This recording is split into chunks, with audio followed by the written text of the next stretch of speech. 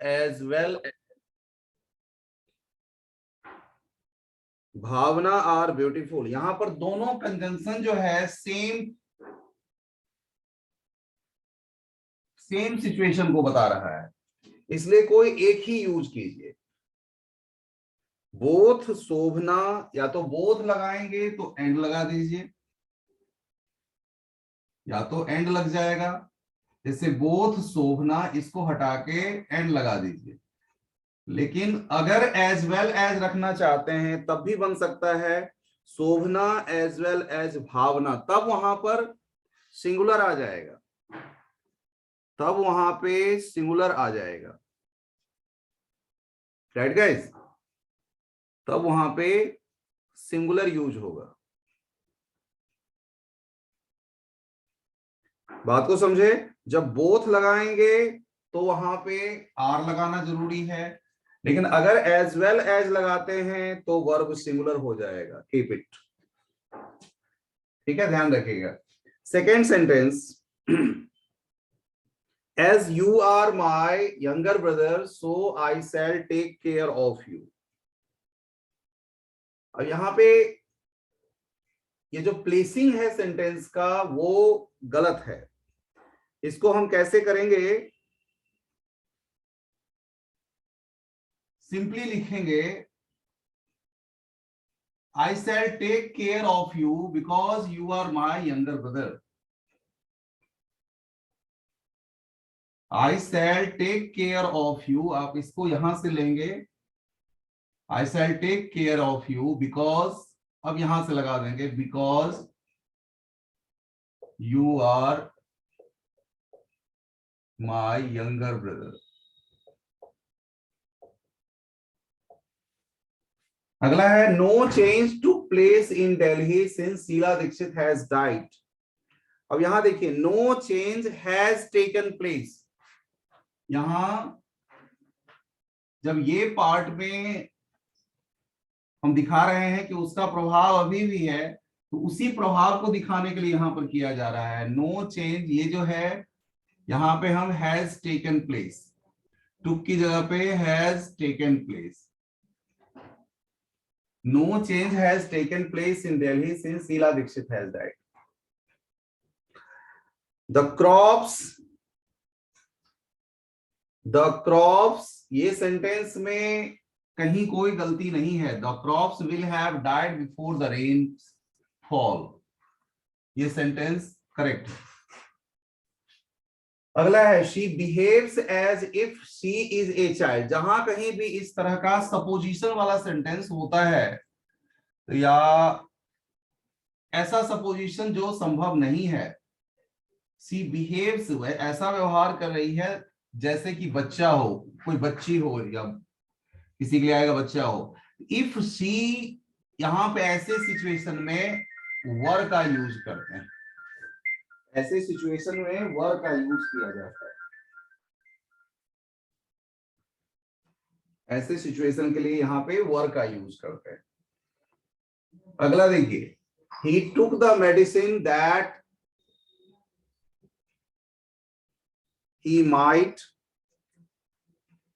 तो यहां पे हमें that से पहले या तो so that लगा दें, ताकि यहां उद्देश्य शो करने के लिए होगा। तो he took the medicine so that he might, यहां पे so लगा देने से ये ठीक हो, so that he might get well। Mr. Thakur was writing the book at that time the publisher came to him। ये at that time यहां पर गलत है, इसको आप रिप्लेस कीजिए when से। When the publisher came to him। No sooner we reached the stadium it started raining cats and dogs। तो नो सूनर जब लगता है तो यहाँ पे नो सूनर नेगेटिव इंपैक्ट देता है, यहाँ पे डिड लगाते हैं। No sooner did we reach, तब रीच नहीं लग जाएगा, डिड वी रीच, डिड, तब ये बदल के हो जाएगा reach. No sooner did we reach the stadium. It started raining cats and dog.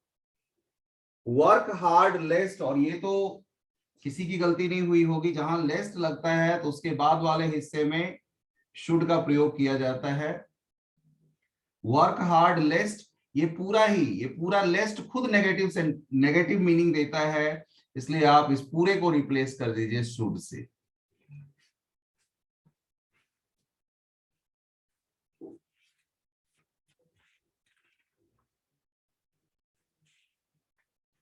इसमें किसी को डाउट है तो बताइए।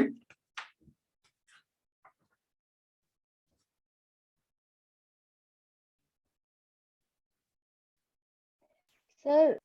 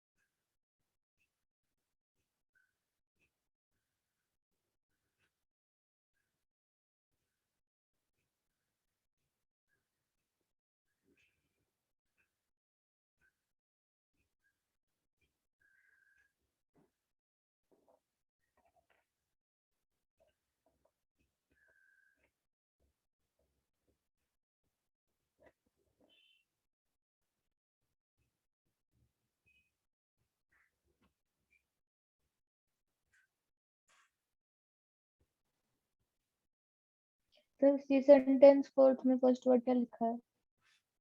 कौन सा sentence? Fourth. Sentence, sentence number बेटा fourth. Fifth.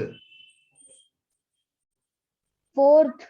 Fourth, unless you gave your consent, we shall not accept this project.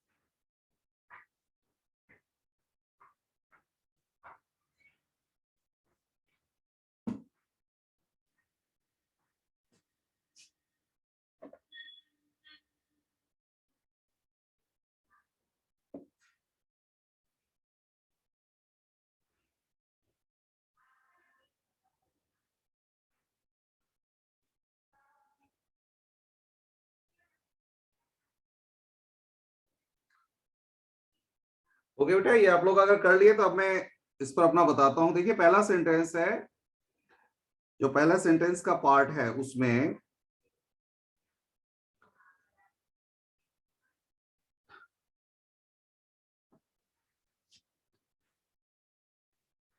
ये देखिए ये फोर्थ पार्ट में गलती है, ये हैड गॉन का नहीं होके टू आवर, यहां पर ये प्रेजेंट परफेक्ट होने की वजह से यहां पे हम सिंस के बाद जो है सो हैड गॉन आउट नहीं यूज करके शी वेंट आउट यूज करेंगे। यहां पर वेंट हो जाएगा, जब से वह गई है, तो जब से वह गया है।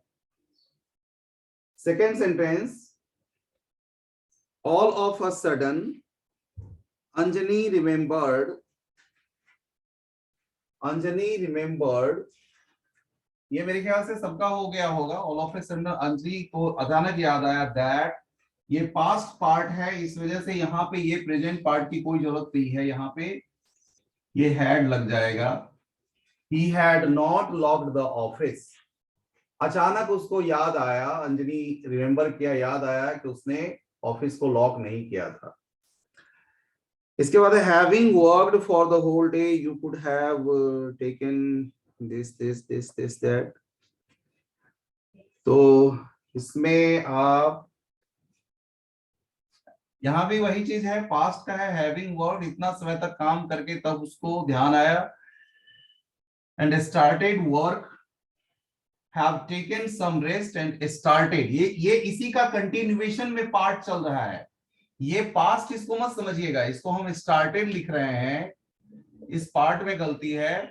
इट डजंट मीन ये पास्ट में हुआ है, इसको आप पास्ट ना समझ के, इसको पास्ट नहीं समझ के आप इसका कंटिन्यूएशन लीजिए। ये प्रेजेंट परफेक्ट है, have taken some rest, you could have taken some rest and started, नहीं प्रेजेंट परफेक्ट भी नहीं हुआ, ये पास्ट में ही है, could have taken some rest, और उसी का कंटिन्यूएशन यहां पर स्टार्टेड आया है। अगला है अनलेस, अनलेस फिर एक नेगेटिव मीनिंग देता है, unless you gave, ये इसमें पहले ही पार्ट में गलती है, unless you give your, जब तक आप अपना कंसेप्ट, क्योंकि अगला पार्ट देखिए we shall not, यानी कि ये जो पार्ट है ये if वाला जैसे क्लॉज होता है वैसे ही कंडीशनल क्लॉज है। मेन क्लॉज जब इसका फ्यूचर टेंस में है तो कंडीशनल क्लॉज जो है सो प्रेजेंट टेंस में रहेगा। unless you give, first part में गलती है, गिव होना चाहिए।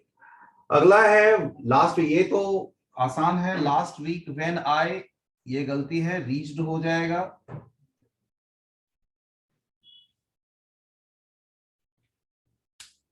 इस तरह से ये गलतियां थी।